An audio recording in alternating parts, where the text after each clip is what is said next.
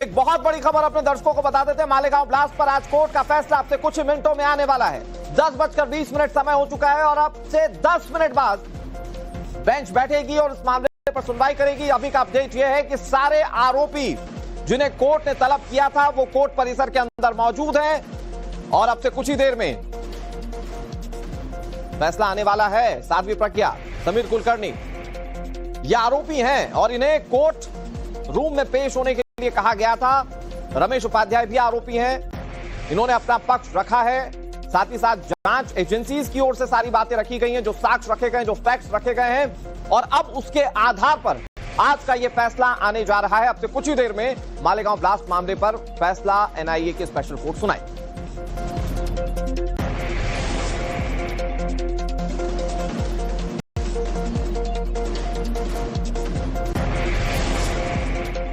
तो इस वक्त की बहुत बड़ी खबर आपको बता रहे हैं। मालेगांव ब्लास्ट का आरोपी पक्ष कोर्ट रूम में मौजूद है। साध्वी प्रज्ञा, समीर कुलकर्णी, रमेश उपाध्याय इस वक्त कोर्ट रूम में मौजूद हैं।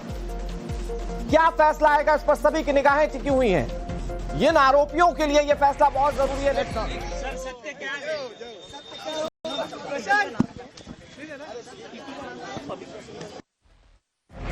ये कमोबेश साध्वी प्रज्ञा ठाकुर के वकील थे जो कोर्ट परिसर में दाखिल हो रहे थे और अब से कुछ ही देर में कोर्ट की कार्यवाही शुरू होगी। कोर्ट इस मामले पर जुर्म सुन चुका है, जांच एजेंसी के सारे सबूत को देख चुका है, इस पर रिव्यू कर चुका है और आज इस पर फैसला सुनाया जाना है।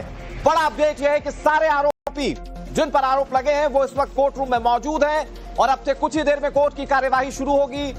हो सकता है कि कुछ ही मिनटों बाद आपके सामने वो फैसला हो। और जैसा कि हमने पहले भी आपको बताया कि भगवा आतंकवाद की जो टर्मिनोलॉजी इस पूरे मामले से जोड़कर पूरे देश के सामने रखी गई, ये फैसला साबित करेगा कि क्या उस तरह की टर्मिनोलॉजी वाकई में हमारे देश में एग्जिस्ट करती है। काफी समय के बाद आज निर्णय आ रहा है।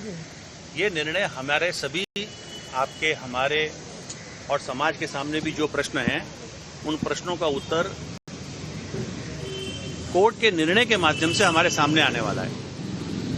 तो आपके जो प्रश्न हैं वो प्रश्नों को मैं जो कहूंगा थोड़ा सा विराम दीजिए, थोड़ा सा समय दीजिए, थोड़ी ठंडी सांस लीजिए, कोर्ट का निर्णय आने दीजिए और वो निर्णय जो होगा वो निर्णय हमारे सभी प्रश्नों का समाधान करेगा।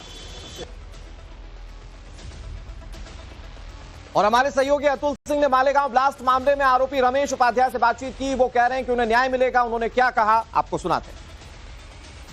रमेश उपाध्याय जी हैं सर, क्या कहेंगे? आज 17 साल बाद आपको लगता है कि न्याय मिलेगा? पूरे मामले में न्याय की उम्मीद है। हमें उम्मीद है कि हम बाइज्जत बरी होंगे।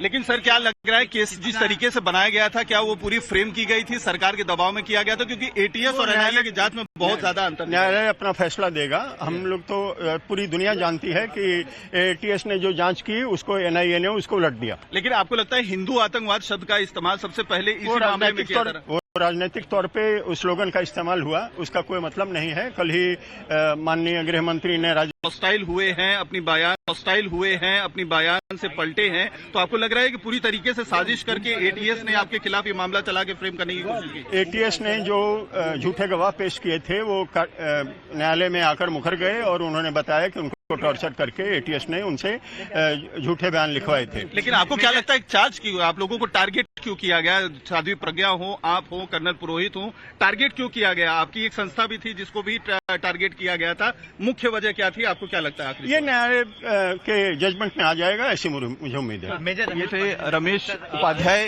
जो एक